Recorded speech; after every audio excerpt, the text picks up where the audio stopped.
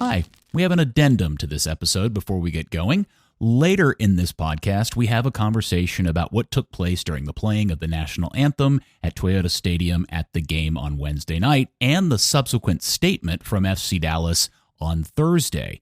About 2 hours after the recording of this podcast, Major League Soccer released a statement supporting any team or player that wanted to kneel or peacefully protest during the anthem, and about 30 minutes after that, Clark and Dan Hunt themselves released yet another statement expressing love and support for Reggie Cannon, condemning any racist comments made to him, including death threats. We thought it only fair to include this considering the conversation and the timing of the subsequent statements. Do with that as you may, but now on with the pod.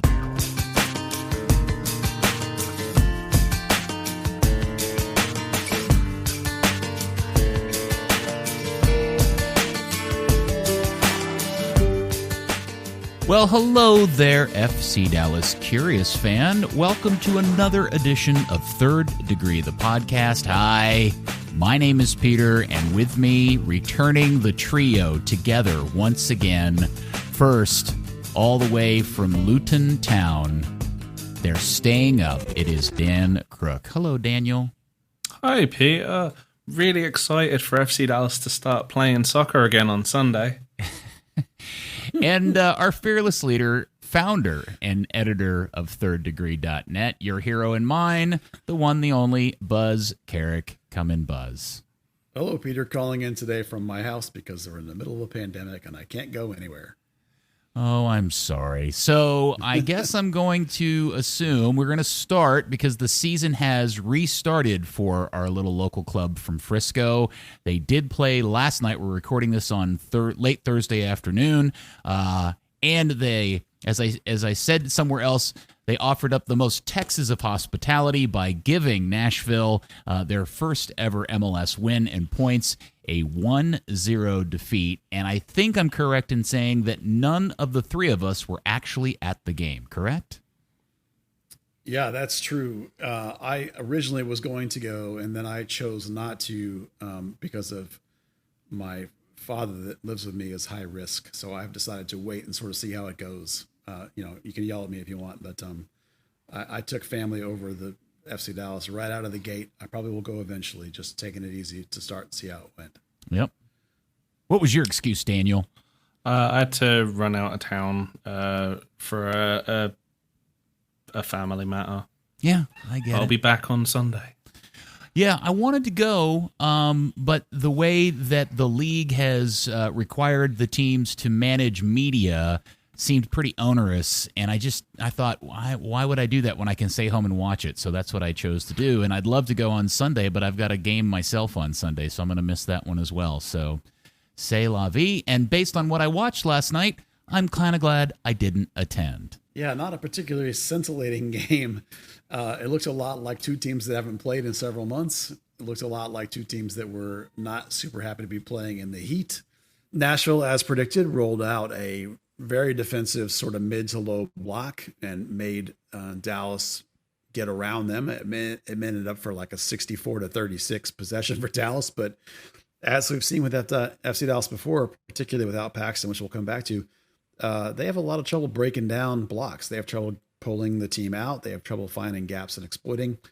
And it did not go well for Dallas, and Nashville, to their credit, played a very specific game plan, and they went with some other guys first and then kept their speed players fresh, brought them in at the end of the game, and counterattacked from our boy Dax McCarty with a nice outlet pass to David Accam, and some crap defense from a couple of Dallas guys allowed them to score. So not a strong performance by Dallas, not what you expected to see. I don't think as gung-ho as Dallas was talking, as how desperately they wanted to play, I expected a sharper performance than that, or at least a more energetic performance. But again, it was hot, so probably what we should have expected. Unfortunately, exactly like you said, Nashville didn't do anything too surprising. They sit back. The two midfielders do get beyond the halfway line. The wing backs push up high. They really fill that end line. And it was like FC Dallas just sat back in a low block waiting for it. It never came, and they just didn't adapt. You mentioned that sometimes they struggle against teams that sit in that low block, and it's almost like they struggle against teams that have a plan B. FC Dallas can adapt when they know what's coming at them, but there's suddenly a change, and I don't know. It just seemed there's a lot. Luchi's taken a lot of flack online on social media, and everyone thinks they're a coach, but a lot of my thoughts yesterday evening were, how much of it was the players, because the players were very lethargic. Didn't even as they changed the game plan, no player individually picked up until Paxton came on and actually, looked like he was alive. How much of it was the players, how much of it was the coaching, and I just couldn't really. I kept going back and forth between them. I couldn't really make up my mind on it. I'm gonna stick up for those people that are giving Luchi some stick online, because we're all running at a deficit here, right? You guys aren't able to go watch this team on a regular basis at practice. This concept of Luchi switching to a 3-man back line has been a topic of conversation now for several weeks. We've been anticipating it, but I never have quite figured out why Luchi felt this was a necessary change in the first place. I don't understand how he thinks he's going to solve the ongoing issue of opportunity creation by taking a frontline attacker off and replacing it with Brisson in the back. Can either one of you explain to me what the purpose of the tactical and formation change is, just fundamentally in Luchi's mind? I can jump in with that, 'cause we've covered it on the blog a couple of times. And, Nashville, they played that 4-2-3-1, which effectively goes into like a 4-4-2 or 4-2-4, depending on how high the wingers play up. When you're playing against essentially a front two, they want to have three at the back. They want to have somebody that can aggressively attack the ball. It was the same reason they switched in the Philadelphia game, same reason they played it a lot in the preseason.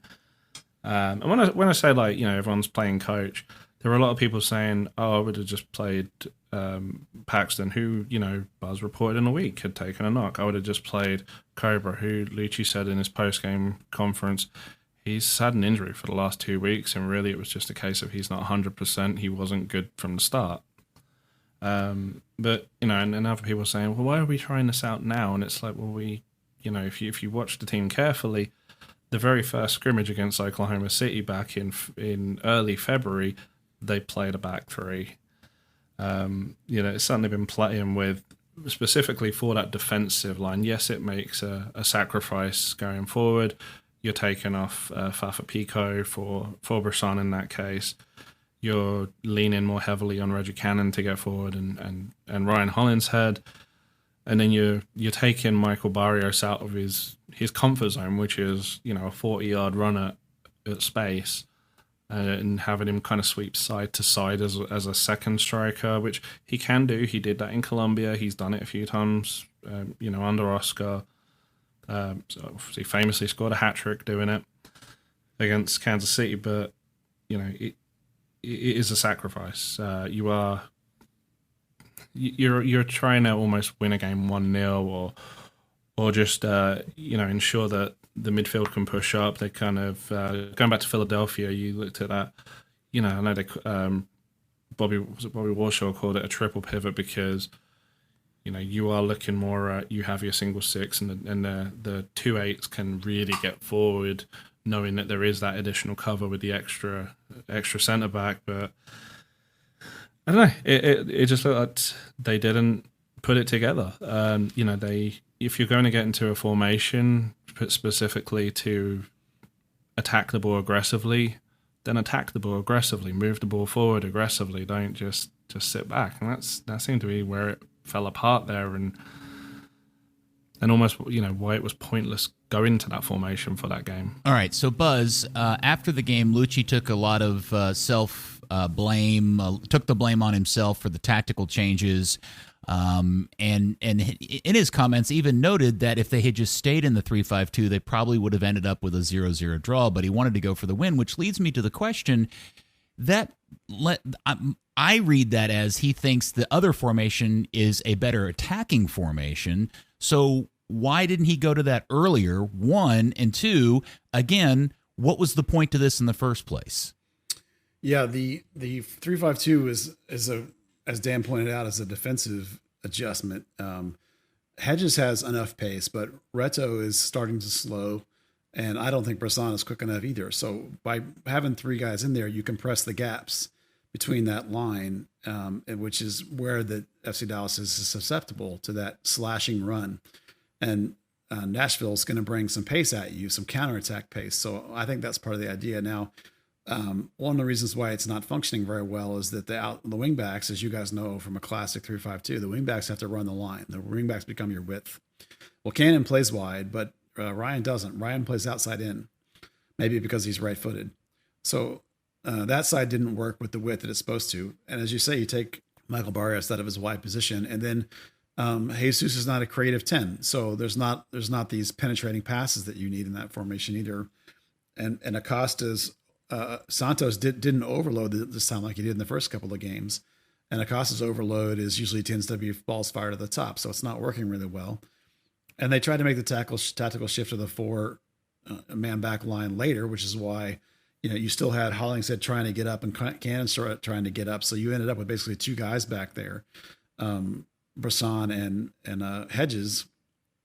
And they got overloaded by Akam attacking that gap that we talked about, and Brisson doing that little back heel tackle garbage. So it doesn't really work very well. Well, it started when Brisson didn't properly pressure him in the first place, and then just took a really terrible body position when they got into the box. So it was. They were, and to be fair, Reggie didn't pressure the initial pass in the first place. Like, there's a lot of errors in that particular goal. Well, and Thiago Santos is gone, so Brian Acosta's now your 6, which is not a great necessarily idea. He doesn't cover enough ground there. And Tanner Tessman's ended as an 8, who, as much as we like him, right now, one of his deficiencies is that defensive cover back. He doesn't rotate back enough and tackle hard enough. I think his future could be as a 6, but it's not now. So there was a lot of go for it kind of mentality in FC Dallas's thing to try and take that game. But the same was true of Nashville. They put on guys, they planned for and put on guys late to try and steal that game, and it worked. So, I think I agree with you in this situation. Luchi got outplayed, and he should come in for some shtick for it. Now, if we want to get into whether he'll keep that formation for the next game or not, I don't know. It's an interesting question. He might look to go more of a double pivot back to the usual formation. That way he has a little bit of coverage, but yet he still gets, the wings going forward and helping get around. Because he talked a lot about not enough crossing in the post-game show, not enough chances into the box. And I looked it up, and there were only 4 completed passes into the box by FC Dallas. So he didn't get his wing backs forward enough. He didn't get crosses enough. So they had no width. And on the big Dallas field, that's necessary. So I think it's possible he'll go back to the old formation just to get the wings on, which would probably see Fafa Pico start and Michael Barrios push wide again. So we'll try and see if we can get some feedback from people over the next couple of days and see what we can find out. But right now, the team's going to want to evaluate with tape, and I have an opinion about what they think they should do. I think they should change back to their normal, but what Luchi will do is a big question mark. All right, after 30 minutes of watching this 3-5-2, I tweeted out what I thought was a super funny, which was, here's my knee-jerk reaction to this new formation. FC Dallas, all new levels of possession, even less threatening. And what I was most surprised about out of what I saw last night was Nashville looked absolutely open for the taking. Nashville is a terrible team, and while they have some defensive structure, it didn't appear to be all that difficult to open them up if Dallas just had some sort of gumption to do something once they got into the attacking third. And instead, every guy on this team, for whatever reason, and again, I think this is what you guys call Luchi ball, which I'm starting to like less and less all the time, is everybody on this team seems to be pass-minded first, take the ball into space and attack a team second, or go vertically second. And so when a player receives the ball to his back, somewhat to goal or sideways, their first immediate reaction is just to pass the ball backwards or laterally and never to even consider turning around and going towards goal. And it wasn't until Paxton came on that you really start to see that. Yeah, I would 100% agree with that. That there was a lot of lethargic play, and Paxton absolutely brightened the game and brightened the team with his willingness to go at people and try and create. And that was why I gave him my half-hearted man of the match. I mean, really nobody deserved it, but I at least gave it to him for changing the game and lifting the team. But the game it reminded me of was the game last year, the New York Red Bull game, when New York Red Bull made it known ahead of time they were going to change their whole squad and go with like 100% second team. And so Dallas thought they were going to walk through it. And you're right that Nashville's not a good team. This looked to me like, again, a team that thought they were going to walk through the other team. They look like a team that expected to win. But if you expect to win, you're not going to win. Isn't some of that on Luchi? Like, yeah. Do we have an issue of Luchi's? Again, I hate to keep bringing this up, but here's a guy that has never done this before at this level, and I think there is a running trend in this team that he has a problem getting these guys' heads right with ball going into many of these games, and we get performances like last night. And I that was my immediate reaction, was this was all, everybody on the team just looked so slow to pass the ball and do anything with it. Yeah, I think sometimes they have a problem being up for games when they're supposed to be good. You know, they seem to play over the last year. They seem to play to the level of the game. When they're playing a really good team, they bring it out and they come gangbusters. When they're playing a really bad team, they tend to kind of walk through the park a little bit. So I think that's a fair assessment. All right, so Dan, I want to ask you about another observation that I made, because again, I'm a fan of the 3-5-2 on a base level, but I was really interested in how Luchi was trying to implement it last night, because there were these really weird periods of time, and I don't know if this was a directive on Luchi's part to Jesus, or Jesus was just doing his own weird thing, but Jesus was consistently found out deep and wide. And Santos would move forward, and Acosta would end up being the kind of that top midfield, center midfield position. And so I guess my question to you is, do you have any sense if Luchi is asking those guys to play a fluid three-man system where everybody can play any of the three positions, or is he trying to get Jesus in a position to get the ball deep and take it forward, and he's just not doing it? I mean, they certainly have had an element of that fluidity. At least when you're playing with guys who can play all three of those roles. Jesus obviously doesn't have much of a defensive aspect. I don't know. It seemed like trying to just shoehorn him in there in a place where it really wasn't suitable because Paxton had taken a knock. I mean, I almost feel like if you're going to do that, you may as well have just rolled out, any of the other eights they've got on the roster who can play a little bit higher and kind of contribute and, can be the sacrifice if they do need to switch back out to the 4-2-3-1. I don't know. It harked back to the Jesus experiment gone wrong of trying to make him a pure 10 when he was kind of like 9.5.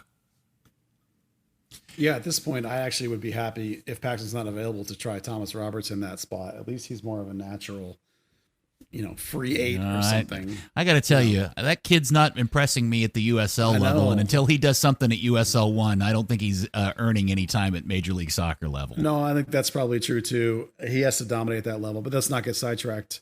The other thing I was going to say was that the guy that is also missing sometimes, I think for me, is Brandon Cervania, who, if you remember that stat from last year, when he has this massively high goals, X goals added compared to anybody else on the team over the last half of last season. I think Brandon, of the eights, right now, Brian Acosta and him and Tanner, I think for me, Brandon has the most ability to get forward and create, with his passing and maybe even a little dribble into the gap. And my assumption is that Jesus is going wide, looking for gaps to exploit, looking to be able to pick up the ball and turn and then go into those gaps. But he's not. It's not working for him. I agree. Don't get me wrong. I'm not trying to defend him. But hold on a second. I don't even think he's actually making. I can think of one time last night where he won a ball wide and deep, and he took on his defender, beat him, and actually created what was probably the best chance of the team up until that point. But prior to that, I don't think I ever saw him turn and go with the ball. I don't think once the entire game. It was really, really weird, which just continues to fester my questions I have about Jesus Ferreira's place on this team. Yeah, I would agree. I mean, I don't think that's the right spot for him. I mean, I wrote that whole big, huge article about how I think he should be an off striker, which this team doesn't use until this game, of course, and then they didn't use him. It's not the right. I mean, for me, like if you're not gonna have Paxton in there, who's the only real creator on this team, right? He's the difference maker. We've talked about that over and over, that he's the guy that elevates. You might as well go with Acosta Cervenia, because at least Cervenia is a guy who can make a splitting pass, I think, and create, at least gives you something. Because I mean, maybe this all gets back to what we're going to talk about later with the new player coming in. There was one kind of annoying tendency I saw between Ferreira and Hara pretty early on. I think it only happened a couple of times, but Ferreira would lay off a short ball to Hara. Hara would take it forward. Ferreira would get around. He'd overlap him on the right, get into a great position, and then Hara would try to shoot through a crowd of players rather than make the play the nice through ball to Ferreira to potentially get a shot away that has half a chance of going in. Yeah, I wondered as I was watching that how much of this has to do with a new guy making his debut and wasn't getting a ton of service up until that point and was just trying to make something happen. Although those weren't always the best decisions. I agree with you. Yeah, he seemed to be forcing it a little for me, but I mean, that's understandable. I mean, a new guy trying too hard to overcome stuff. I mean, basically I saw the exact same player that I had heard about from, we can't watch Trinity anymore, but I still hear things. And so basically that was the exact same player I've heard about. He has a tendency to want to come out and pick up the ball and try and carry it into the box. But the thing that's missing for me is for him to just go get in the box and post up a little bit. But, without a lot of good crossing, as Luchi talked about post game, maybe he bailed on that idea when the ball wasn't coming in there. And at some point here in a minute, we'll talk. Actually, you know what? You already brought it up. The Cobra basically missed like 2 weeks of training, which is why Hara got the start. I mean, he was likely going to get a good shot anyway. When you're paying a guy that much money, he's going to get a shot. But that's why Cobra was only a late game option, because he just now got cleared to resume training. Okay, so this does bring up another set of questions that I had simply based on I was really interested in Luchi's substitution decisions last night. I was unaware that Cobra had a knock, so I immediately was like, whoa, he put in Pepe over Cobra? That's interesting, but maybe I'll lay that off to the fitness issue. I was really shocked he put Tanner Tessman in when he did, and for the person that he did, I was really surprised he took Acosta off and didn't leave Santos on, especially if he was shifting to the formation he was. Any other thought? Do you guys have any thoughts into the substitutions he made last night? Well, the only thing I would say about Tanner is that in that scenario is that he actually is capable of scoring from distance, like even more than anyone else on the team. Probably he's probably the best shooter from range, and if all you're getting is shots from range, you might as well let him try it. And now, of course, he skied one over the top to prove me wrong, but I have seen him score from like 40 yards in the academy, so he is an amazing shooter from deep. And then the only other reason you would take Thiago Santos off and leave Acosta on is, again, Acosta has shown an ability every once in a while to actually score from deep. It's not a very high percentage, but certainly not from that free kick with the last kick of the game either. No, I'm not saying it was what you saw was a good result. Sometimes I just grasp for reasons why, on these things, because I'm with you. The way Thiago Santos played in the first two games, I thought he would have been a natural, but we didn't see that play from him. That play vanished. That idea of letting him get forward and do things. I'm not sure what happened. 4 months of training without playing maybe just wore him out, I suppose. But there were some odd patterns. I mean, I'm surprised you pulled Reto off too. I mean, I know Reto's getting older, but I would have pulled Brisson off and left Reto on because Reto's a better passer. So, and a better defender and a better everything. Better everything. Don't get me started. This guy's 34. He's still better than the other dude. So I'm not big on Brisson, if you can tell. Yeah. Some of those things are mysteries to me too, Peter. I don't always have an answer for them. Yeah. I just want to note that your comment about Santos taking the ball forward, one of their best opportunities is when he did exactly that. He did like a 20-yard dribble to the top of the box and got fouled, and they got a free kick out of it. Yeah. And that's one of the things about his game that I've been most pleasantly surprised by is that he in 3 games now has consistently been willing to take the ball from deep midfield positions and attack and go through lines. And I really like that about him. He's one of the few guys that'll do it. He didn't do it enough though, and I have to say that his passing was really off in this game. He had 10 missed passes, and 8 of them were in his own half. So like there was some lackadaisical passing and choices by him too. Yeah. The last comment about the 3-5-2 I'll make is, and you kind of touched on this, my concern with the formation is simply that I don't think he has wingbacks to play it. And Ryan in particular, I thought, had a really poor game last night. They got very lucky that his missed pass in the first half didn't lead to a goal. In fact, I think it was Nashville's first really good opportunity was started on a Ryan's error. Is there somebody else on the team that can play that position better, either on the left or the right, that we haven't thought about? Well, if you want, for me, when a 3-5-2, the two components of a wingback has to have is you have to be able to run the line hard, end to end, and you have to be able to do it the whole game. And that's Ryan's problem, is that I mentioned before, he's an outside-in player, which doesn't work when you need a wingback because the width has to be from the wing. So the only one I can think of is Brian Reynolds has the fitness and the pace to do that. And run the game end to end. Johnny Nelson on the other side, possibly. I've just never seen him do it, so I don't know that he can do it.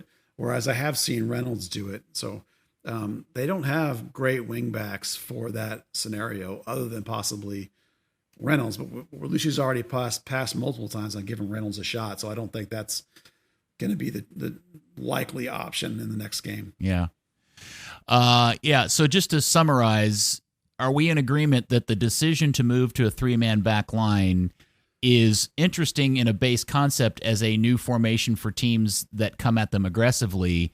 It just probably wasn't the right time to do it against an expansion club playing their third ever game? I would agree, against a low block sitting patient team. At home, no less. At home. Yeah. Dan? Yeah, you've got to dictate the game from the first minute in a home game. I definitely see the merits of it. I mean, I did the whole article on it and a video breaking down what scenarios Nashville have that require it, but you want to score.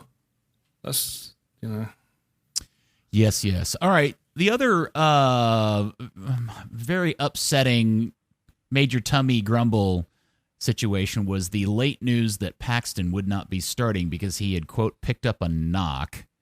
1, do we know what this knock is? And 2, are we now officially red flagging Paxton as fragile?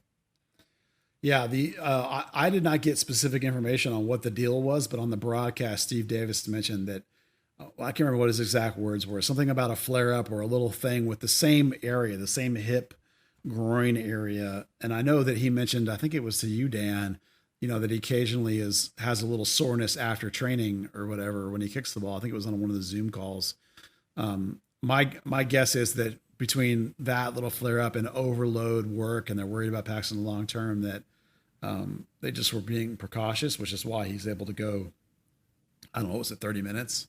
But, if Paxton can't get a long run of health, he's going to stagnate his career because no one's going to take him to the next big step if he can't be on the field. It's the Mauro Diaz problem, where Mauro only started half the games he was eligible to and when he was with FC Dallas. So if Paxton can't, what's it been now? We're coming up on almost a year since he originally hurt that thing and went out of the lineup and hasn't been consistently able to start since then. Well, maybe the end of that story is he gets a $3 million a year deal with a Middle Eastern club. Yeah. And, they'd love to have a little blonde-haired American kid playing over there in the Middle East, wouldn't they? I'd take the paycheck, right? Why not? Okay, so let's. So what are your thoughts, Dan, about what this team does and how they answer for what really is a bit of an important game for them to win? Not a must-win, obviously, but man, it's going to be really valuable to get 3 points on Sunday. How are they going to go about doing that? They need to come out the traps. Whether they opt for a 3-man back line, which I probably, after what Luchi said, they probably won't. We'll go back to the 4-2-3-1, the 4-3-3. Sorry. They need to attack the ball. They need to be the high pressing Luchi ball, not the let's just pad out the numbers and get the 600 pass target and do nothing with it team, which certainly one thing they've worked on a lot in the off season was the original off season, not this third one. Was, if you're playing the ball around the back, clear to a winger. Winger is going to run. Now, maybe with that being a wing back instead, that kind of got a bit muddied. But there was, a 2-minute spell where it was just the three centre-backs going Matt, Reto, Brisson, Reto, Matt. Ooh, let's skip Reto. Let's skip, And it was just, you've got three guys standing next to each other just doing a passing drill. They've got to take the game to Nashville. They've got to actually have a real response. Any personnel changes, Buzz, that you would anticipate? Oh, yeah. I like Dan. I think you go 4-3-3, which brings on Fafa Pico on the left and takes off Brisson. You get Barros and Pico crashing the box from wide as you're used to. I think Hara will keep the spot just because, with Cobra coming back from injury, and you want to give Hara a chance since you're paying him $1 million to actually do some good. So push him into the box. Start Paxton if you can. Start Paxton because he's creative. And then stick with Santos and Acosta for now in the middle. And that's pretty much it. Other than that, your kind of bet is made with Ryan and Reggie. And, I think that's, if you do that and then you get Paxton to drive the thing, drive with the energy, don't go 90 minutes with him, but go 65, 70, and let him dictate the pace of the game. I think that'll make a big, big difference.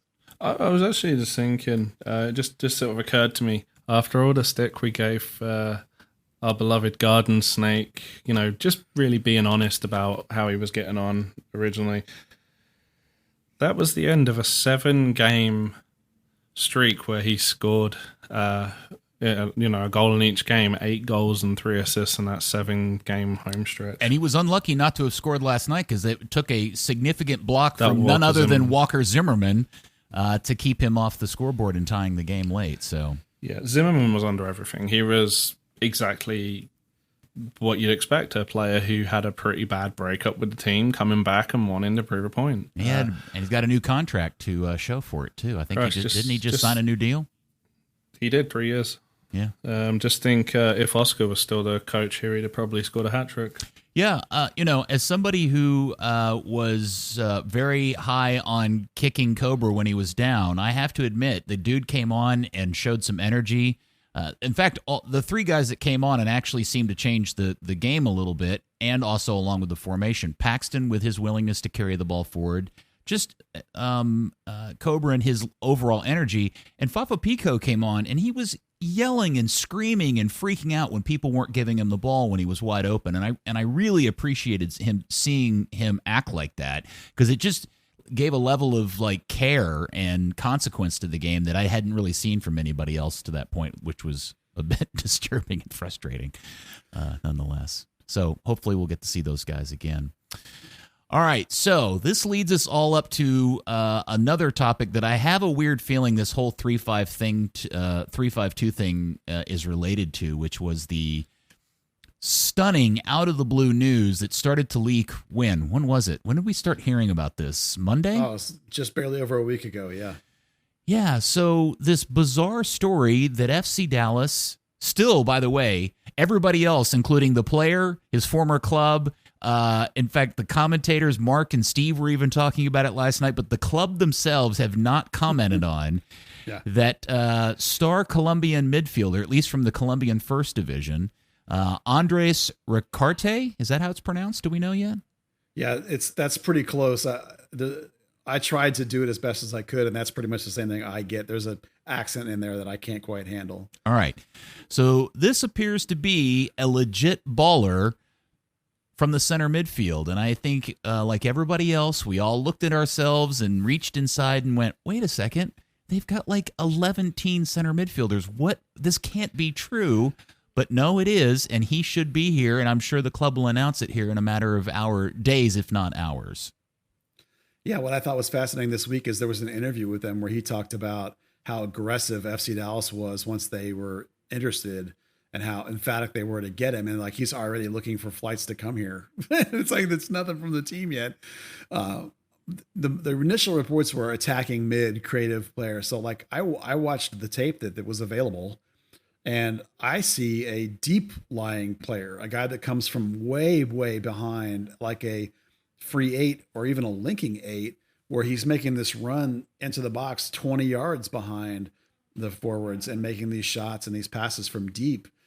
So that makes more sense to me, because like a pure 10, you're like, well, that doesn't do any good. We already had a couple of those, and Luchi got rid of them because he doesn't use a pure 10. But if he plays the way this video looks like, okay, well now it looks like a guy who comes from the free 8 or the linking 8 sort of mold, and then it kind of makes a little more sense.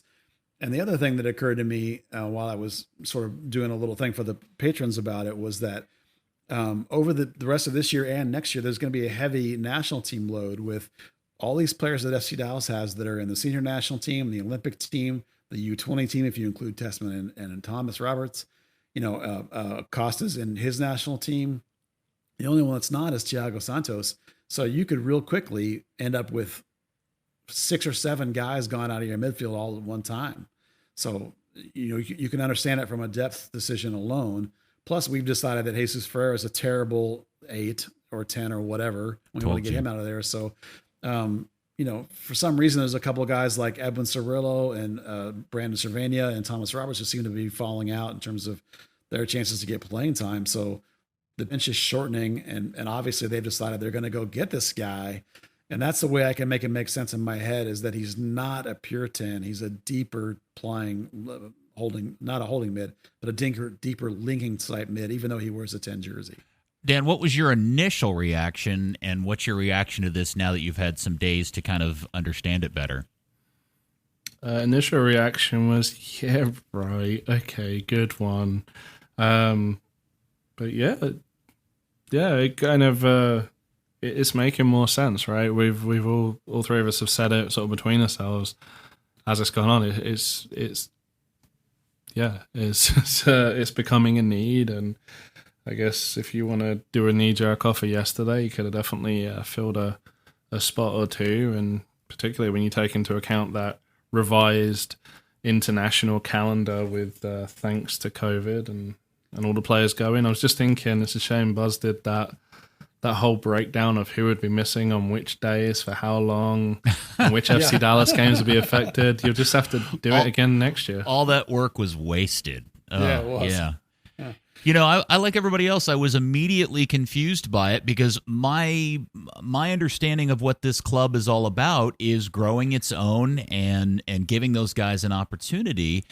But I actually, and after I thought about this for a few hours, or hell, even a couple of days, I suddenly got kind of excited about it, because I'm not convinced that it doesn't actually give us an indication of a shift of maybe philosophy within the club, that if they actually somehow identify a guy who is, by and large, based on everything that I've read and seen from different places and sites, arguably one of the best 2 or 3 midfielders playing in the Colombian First Division. In fact, I read one thing where Pibe Valderrama himself has been touting this guy, which is about as high praise as you can get from that country. If the club sees a talent of that level and is willing to spend the money to get it, then I think that's a good thing for this club, even if it means displacing homegrown talent, because I am starting to get to a point where I'm tired of just waiting to see homegrown talent flip a switch and go to the next level, and I am starting to believe that the only way that's going to happen is if they're really pushed by inbound foreign players that are of another level on a day-to-day basis. And so I actually, if in fact this ends up happening, and he ends up being the player of the quality that we're all being led to believe that he is, and we don't use the Cobra situation as a reason to be hesitant in believing it, or the Coleman situation or any of the aforementioned, any of the 4 guys that happened before. I think this is actually a really, really good sign for the club, that they are starting to understand that they can't just win championships based off of kids they bring up from the academy. Yeah, what's unusual particularly is that he's 8 years old, which is dead prime of your career. So that's very unusual for FC Dallas. Usually it's kids or it's old guys. And so you do wonder, okay, at 28, why is he still in Colombia? If he was really good, he'd be in Europe. Well, yeah, he would be. So this means that he's a player that Dallas can afford, but still, when you get a recommendation from Valderrama, when you get these guys talking about he's been in the player of the team for a couple of years now, he's a bit of what I was able to research, he looks like he's a bit of a late bloomer. So maybe that's part of it too. But, it all seems like it's a guy who maybe is in the prime of his career and maybe is a guy that FC Dallas can afford. Maybe it's a COVID discount as everyone's looking to make money. There is only a 50% of the money up front, so it's a decent bargain, which, that's an FC Dallas specialty, is trying to get bargain players. So, we're optimistic. I'm trying to be optimistic that maybe he actually is going to help this team, particularly, as the workload of it, because they're going to cram a lot of games in the back half of this season. There's going to be a lot of call-ups. So, if he works out, fantastic. Great. I'm excited. It does seem like, as you mentioned, Peter, it is a slight tack away from play of the kids, but I totally agree that, like, it's, as we joked before, this is not the youth league where it's your turn. It's like, you got to take it and keep it and own it, and if this guy challenges you and you can't keep it, that sucks for you. It's a good tack away from play the kids in a way. We know that Dan Hunt's talked about a homegrown 11 and a homegrown MLS Cup winning team. Well, a homegrown 11, well, forget the Jesse Gonzalez problem with that. You get to a point where if they're any good, they're going to get sold. We're talking about how Reggie now has a contract that is primed for the idea of selling him. And everything going forward. And when Paxton has a good spell, people talk about selling him. And it's just, you've got to have some realism that, yes, ideally we would like to name 11 players who are homegrown, but you would also like to say, hey, he would have played in this homegrown 11, but we sold him for a boatload of money and brought this guy in. Well, if this, if this is how you do it, bring in players like Ricarte in who can fill the holes before they're necessarily there and just, provide some continuity in the team, then maybe that is the way forward. All right. Well, we'll hopefully by the time we do this next week, he will have reappeared or he will have made hopefully by the time we do this pod next week, they will have made an announcement. He will be here and playing with the team sometime soon. Andres Ricarte. And he's with Medellin. Is that who he's with? Independiente Medellin? Yep. Yeah. So what would be fascinating is to get Oscar's opinion of the guy, because Oscar is 100,000% aware of exactly who he is. Oh, yeah. Yeah, you would think. And you never know how these things go. It's entirely possible that his original contact may have come through Oscar, like last year or something. Oh, yeah, that's a good point. Or at least Oscar might have tipped him to the league. Or, who knows? Or Muzi. It depends on who knows what. These things go behind the scenes. But we mentioned, the midweek press conferences. As we just get the emails through for tomorrow's press conferences, Luchi was talking about, it was more based around the Orlando stuff, but he said, that Oscar has been a great help and trying to help with resources that, maybe spare resources, like, I don't know, a player who may not fit in your system but may fit in another team that you are very friendly with system. Are you hinting around at something, Dan? Are you being passive-aggressive? I'm just saying there's 2 + 2, and there's a logical number 4 sitting over there. Oh, okay. Very good. We'll put a pin in that one. All right. And then the other word is that because of the Jesse situation, since the last time a Third Degree podcast was done, was the Jesse situation announced at that point? Has this been addressed on the pod in any way, shape, or form? Not since the ruling, no. Okay, so just to make sure and just to do due diligence, Jesse's deal, Jesse got shit canned, and he's no longer with the club. His contract was expired, and he's free to do his business however he wants. Somebody did ask me, do they retain MLS rights for him? Do we know that?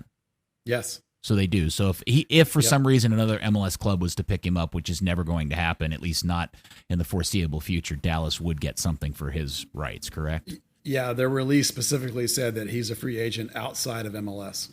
Ah, very good. When MLS are the ones that fired him, you've got to think he's blackballed. Yeah, I would agree with you. All right, so that leaves a bit of a hole in terms of the goalkeeping position. There was some talk, at least somewhere. Can somebody fill me in on this? On Zanata's connection back to his home club in Brazil and a Brazilian keeper. Right. Well, the thing we usually say about rumors from other countries is only 1 out of 10 of them is even real. But this one in particular is this kid, this 21-year-old kid named Felipe Melgiolario. I'm sure I'm butchering that. The only reason we think it's Melgiolario. Yeah, Melgiolaro. I said it right. Melgiolario. Okay, so the only reason we care at all is that he's from Gremio. It's like if it had been any other country, it would have been like 21-year-old keeper. That doesn't do us any good. Who cares? But the Gremio part, which is where Zanata just came from, made us go, oh, okay, let's pay attention to that one. But I've talked before on this podcast about the fact that they were in the market researching a keeper just in case, doing their due diligence.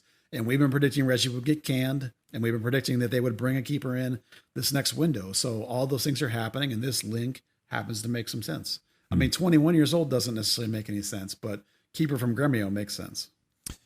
Okay, well, I guess we'll keep an eye out on that one because I think the rumor on that actually started before the Ricarte rumor and has really gone nowhere. So we'll put a pin in that one as well. So I took the time to turn on North Texas SC at Globe Life Park or Field. Which one is it? I don't remember. Park. Yeah. On that broadcast, and I think my interest in North Texas SC has been pretty minor. Although I was super impressed with their performance last year, but man, what I saw in that game against Chattanooga was not anywhere close to what I saw out of this team last year. And I was specifically, and as I mentioned earlier, I really, really was disappointed in the performance from Thomas Roberts, who clearly was not happy when he got subbed out about 60 minutes into the game. Yeah, Thomas, I feel a little bit bad for the kid in the sense that he came out of the academy as a 10, and we've talked about the fact that this team doesn't really use a 10. So he's kind of trying to learn a new position, and it's not really gone well for him. And he goes down to North Texas. And what I always say about North Texas is when you go down, you have to play so well that it looks like it was stupid to send you down, because it is a big level jump between USL 1 and MLS. So Thomas needs to be dominating those games, and he's not. I think the world of Thomas. I think he's got a lot of talent, but his entire life he's been the best player in his team by just showing up. And now for the first time, really, over the last since he signed as a homegrown, that's not true. Now he's to the point where he's going to have to work his tail off and really, really push and really, really fight in order to make progress and get into the first team. And it's not happening for him. So I'm of an opinion now that Thomas and maybe even somebody like Evan Cirillo who's not getting close to the field, and maybe even Brandon Cervania if this other dude comes in, but particularly Thomas, it's time for those guys to go on alone. And I say that because your young 20-year-old players, when you're trying to develop them to be MLS pros or better, and USL 1 is not pushing those guys enough. They're not making any progress when they go down there. So the guys that you need to send them out to somewhere where they can play more and be developed more and be pushed more. The guys that you should keep in Texas, keep in Dallas, are the ones that you don't have these crazy, crazy high hopes for, like your Emma Tuamasis. Keep those guys around for mop-up minutes and send your prodigy off to play like Chelsea does when all of a sudden they got 15, 18-year-olds that they're worth $20 million each. They loan them out to these teams on these second tier levels in order to play. And that's what Dallas is not doing. And so are you saying Thomas should be playing at USL championship level? Is that what you're... Sure. At least, or, for a team in another country that has maybe a U23 team, somewhere where he can play a bunch at a level that challenges him. Because when we send him to USL, so for some reason, these younger guys have taken on this mentality that going to North Texas is punishment. They go down there. I'm not saying they haven't said this to me, but you go down there and you watch their body language. Oh, yeah. Like, man, he's kicking the turf. Why do I have to be here? You know what I mean? It's like, so try something different. Send them to a USLC or, I don't know, the Netherlands, where a team's got a U23 team that plays, or whatever, or Bayern Bundesliga 3, whatever it is, find a way to get the kid playing at a good level that challenges him, that he thinks he's excited about and he's engaged about. And let some scrub dude that's 24 already hang around and get the 20 minutes at the end of the game. It's funny. I'll tell you a quick story. So the day before the game, one of my very good friends tells me, hey, we're actually driving out to Arlington. We're going to go to the game. And I was like, oh, have you been to a North Texas game before? And he said, no, but, we always go to FC Dallas games. But since there isn't one, we're going to do this instead. And I said, oh, well, make sure you keep your eye on the little blonde kid playing in the middle of the field. His name's Thomas Roberts. He is outstanding. He is from Arkansas. He is a wonder kid. He will blow you away. And so, sure enough, the next morning I got a phone call from my friend going, yeah, what's up? You can tell that kid is a world beater. He just doesn't look like he's putting out 100% effort.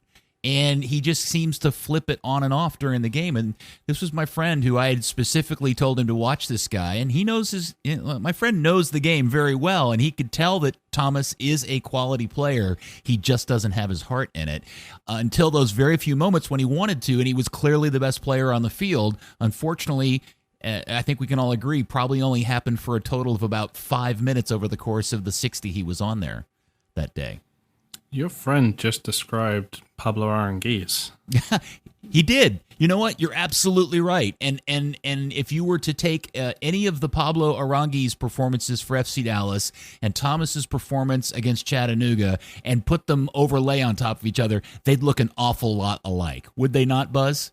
Yeah, I think there's no question that's true. And just like with Aranguiz and just like with Mauro Diaz, it's a question of system fit too. Oscar used Mauro as a false wing. Luchi tried Aranguiz as a false wing. Thomas has played both as an 8 and as a false wing. Neither are his natural position. So, some of it's a disconnect that way. Some of it's, as you say, as I said, the idea that I'm not super excited to be down there. Compare it to Brian Reynolds when he went down and he just destroyed that level. And it's like, well, this is dumb. Bring him back up. And hasn't gone down since. Well, you know what? I mean? But we can go back to last season, and there were clear games where Thomas did exactly that, right? Like early in the NTX season when he was excited about being there and saw the opportunity, he was the dominant center midfielder that we all expect out of him. And we're like, oh man, he's going back up to FC Dallas and he's never coming back. Yeah, I mean, and he was getting he even started some games for FC Dallas at that time. And then everyone got healthy and everyone came back and those minutes dropped off. And so now he's not as happy. And then now it's going down to North Texas is no longer like, oh, I'm a chance to prove myself. Now it's punishment, So it's all mentality. Sometimes I love that kid. I think he's got so much potential. But if his mind doesn't get right and get focused and get determined, and like I said, it's not your turn. You got to take it and own it. If he doesn't do that, it's never going to happen for him here. And maybe it's time for a clean slate with him. As others than why I say maybe it's time for a loan. Maybe he just needs a fresh start. Maybe he just needs a new perspective. Well, it's tough love on our part and the reason why I'm spending so much time on this is because we have to accept some responsibility that we've been hyping the kid now for a year with the whispering of his name and all that stuff. We want nothing but the best for Thomas because I think all three of us believe he's got the potential to be an outstanding professional soccer player. He's just at that weird junction where it's all in his head. Yeah, and it's rough for him. I mean, we talk about him because we've been watching him since he was 15, breaking him with the under-17s, beating Real Madrid. Obviously there's been a lot of talk and of his potential with Bayern Munich, and we know he's gone back for some of those, impress us and we'll sign you trials, and then they haven't done it, and he signed his homegrown deal. So, when you think about signing, you've gone from should be signing for one of the biggest clubs in the world to playing in USL League One. It's there is a lot of maturity and mental toughness needed, and it could be a make or break thing, right? It could happily coast through being the big fish in a small pond and for someone in USL Championship by the peak of his career, or it could really turn it around, take control of those games which we've wanted to see, and proving that he can dominate. And in a relatively adult game, and then going on and proving everybody wrong, and that making the whisper bit not just a bit from a player that we highly rate, but we highly rate his potential, but they were right. And everyone, when people have sort of said, anytime we've sort of criticized the performance or anything, well, why do you do that bit? You're just creating the problem. Prove them wrong. Go out and do it. It's just going to be that crossroads is coming a little bit earlier than it does for a lot of professionals. Well, Dallas gets opportunity number 2 to take on and beat Nashville and collect some points on Sunday night. That game is also here in Frisco at 7:30 p.m. Then they go to Houston the following Friday, and then they're back in Frisco on Wednesday the 26th against Kellen Acosta and the Colorado Rapids. Let's get into, before we end, a little bit of the off-the-field stuff, and I want to be somewhat sensitive to this. I'll juxtapose it this way. So I told you guys earlier today that I finally have gotten around to starting a project that I wanted to start. I brought this idea up several weeks ago, which is I personally am convinced that you could go through every season of FC Dallas Burn dating back to 1996 and come up with some bizarre story that impacted this team on or off the field, and more times than not, it was self-inflicted. Just some sort of weird story that's happened. And so I actually today started a spreadsheet, and I invited multiple people who are either associated with the club today or back at the beginnings of the club to all kind of anonymously fill in each of these years. I don't know if either one of you have had a chance to look at the spreadsheet. Oh my God, it's amazing. It's the most, I think we've officially now filled out all of the years with at least one thing, and most of the years have multiple crazy, wild-ass stories. And I bring all this up because of what's happened to this team in 2020, which is really the reason why I came up with the idea in the first place. Is just what an insane year of the season this has been for this club. But last night and today really put a weird twist on that with the fans in the stadium. And so 2 parts to this. One, do you guys have any reaction to the club's decision of allowing fans to go into the stadium? And 2, the resulting incident that happened during the National Anthem and the club's statement that they put out earlier today about said incident. Well, I thought you and I thought had a funny little exchange when they reduced it to 3,000, and we joked about it's probably because they sold 3,000. But I actually thought, looking at the stands from the video, I thought that it looks reasonable. The distance between the groups and the masks, it wasn't universal acceptance, I think was pretty good. So I don't have any big major complaints about their execution of it. I mean, I've heard some little snippets of, my concessions guy didn't have gloves on, or, when I had to put my phone in the box going through security, there's tiny little some wrinkles they can maybe work on. But for the most part, it seemed okay to me from my seat at home, of course. I mean, I didn't choose to risk it, because of my family, but situation. But I don't have any big complaints about it, actually, to be fair to the team. I thought it looked pretty decent. Dan, did you have any were you surprised at all at kind of for what my perception was the universal kind of crap that the team took, mostly from soccer media types? Like, I was really surprised at how much Grant Wall and Pablo Mar and Steve Fenn and Charles Boheim and those guys all went at the club for making the decision to have fans in the stadium. I think, you can ignore a lot of that grandstanding. Personally, I thought maybe they shouldn't have allowed fans for those first 2 games, just because, those are the makeup games for teams that were badly hit by the virus. And, if you want to go on the level, those are 2 extra home games that, every other team isn't getting. So you've got, almost an advantage of some form. Just seemed a little uncouth somehow. But it seemed to go fairly well. There was a guy from some publication who posted photos of the stands as examples of how people weren't of how disgusting it was. And it was like groups of people, and there'd be someone with a bottle of water at their face and their mask was lowered or off their ear, or, a person sitting, away for a long distance away from anyone who wasn't wearing one. Now, ideally you do want people wearing their masks and being safe, but, Collin County, it's not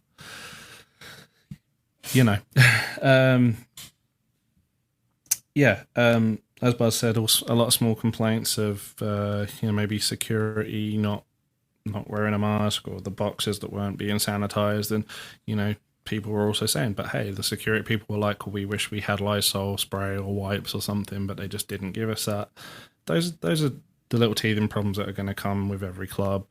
They're trying to follow not only state procedures, league procedures, county procedures, but, come up with their own things to try and keep everyone as safe as possible and get some revenue. Honestly, the most egregious thing I thought they did was they pushed the east side back 15 rows so they could put in advertising, and they put the logos on the tarps too high so the camera never picked them up.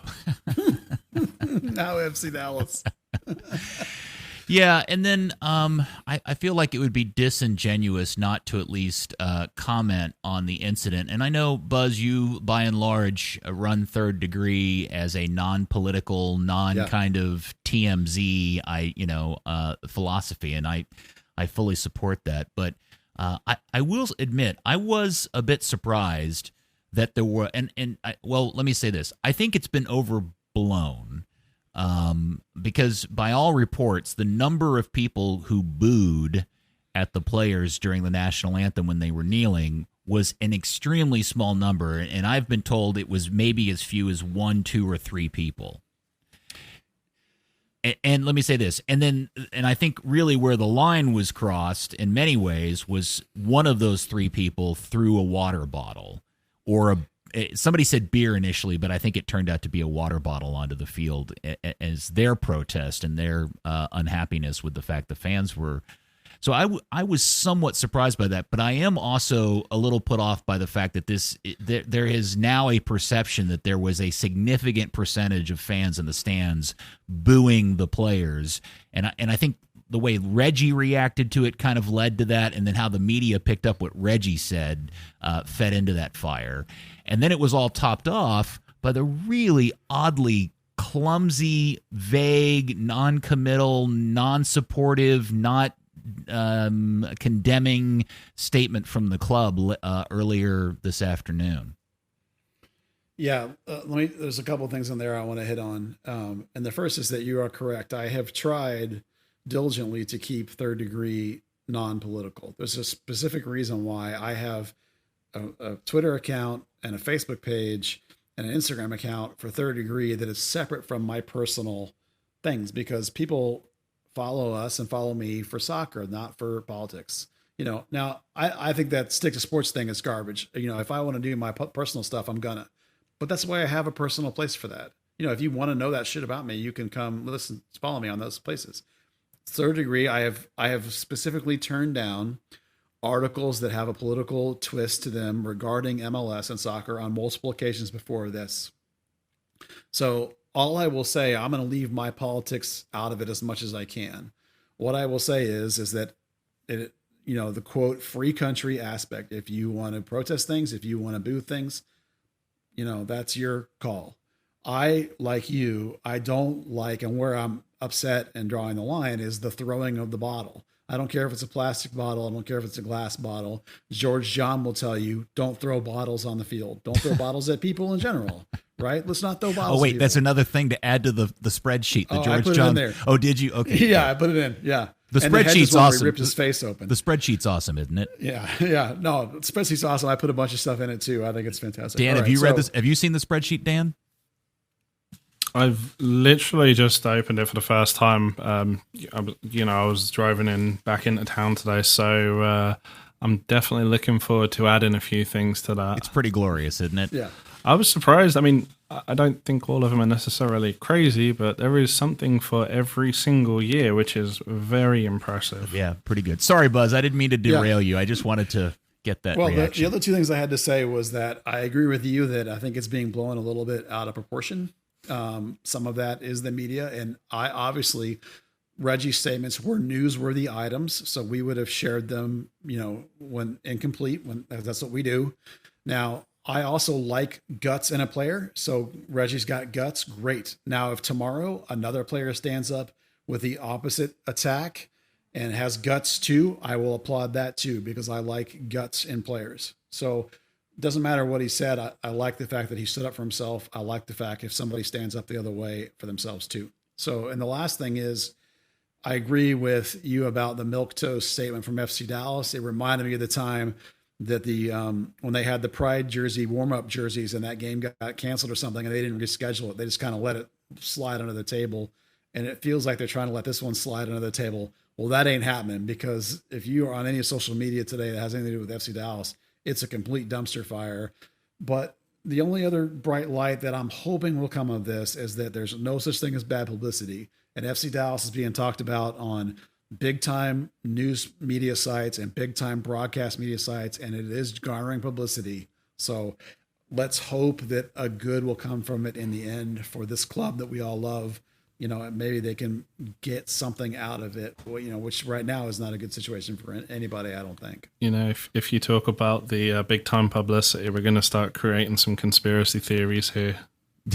You're right. They did it on purpose. Yeah, they think they left the anthem in on purpose. Yeah, because apparently the players asked to not have it, and the league said no, we're doing it. So. No, the league. It's a league rule if there are fans in the stands. Now that's something they could probably have a conversation about. But at this point, it is a league rule that if there are fans in the stands, the anthem gets played. And by the way, they've been playing the anthem at sporting events with fans in attendance for literally generations. So to end that practice isn't something you just kind of do under the table and just try to slip by everybody. It's got to be a conversation and an explanation and some reasoning behind why you're going to do that. So the other thing that I wanted to mention was I was really happy to find out that it does appear that we've seemingly found a resolution for people who are a victim of being cord cutters or can't get Channel 21 in their home for whatever reason, which is the website locast.org, LOCAST.org. It is a website, a nonprofit entity that got put together by and large, I think for almost this exact reason, which is people living in New York City didn't have access to games that were being put on different places because they couldn't get their terrestrial station in skyscrapers in New York or whatever it was. And this organization has found loopholes in the laws that allows them to essentially rebroadcast the digital feeds of all these channels if you live in that particular metro area. So if you are one of these people that have issues and you live in the Dallas area, Dallas-Fort Worth, you go to locast.org, LOCAST.org. You have to do a free account and sign up, and it has to know your IP address is in the Dallas-Fort Worth area. But it worked last night. Like, the game was not blacked out. And by the way, not only does it work on a browser, they have an app for pretty much every platform, including iOS, Apple TV, Roku, Fire TV, and Android, and it worked great last night. Nice. I don't know if anybody used it, but that does seem to be a workaround for everybody. I shared it a bunch. I didn't use it. I shared it a bunch. Yeah, well, it was just kind of a miracle, and now FC Dallas has used up all of the free customer service hours I give them for that ticket, so I've used them up for the month. And that was Third Degree Does the Geek Out. There you go. That is a weird collision of my worlds. Crossover. Third Degree and the Geek Out all in one thing.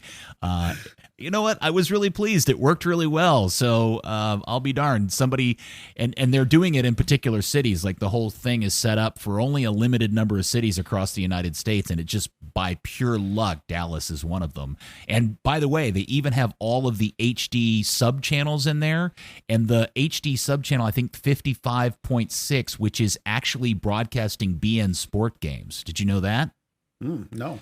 Yeah, there is one of the stations has an HD sub channel. I think it's 55.6 or 55.8 or something like that. That is simulcasting BN Sport in standard definition. It's terrible, but it's awesome all at the same time. It's a good bad. It's a good bad. All right. Well, hopefully we ended on a good note from what was a pretty awful 24 hours for our beloved little club from Frisco. Losing to Nashville and the first game back from the COVID, all the other off the field stuff that happened. But you know what? We'll charge on and hope for a better day on Sunday at 7:30. Anything else that I've forgotten to discuss, guys, you want to bring up for the pod? Just Breck Evans was back for North Texas. That was great to see him back. That's a good ad. Captain, center back, they needed that. That team needs a lot of work. All right. Well, that will do it for this episode of Third Degree, the podcast. Thank you, FC Dallas Curious fan, and we will speak to you next week, hopefully with a win under our belts. Unnamed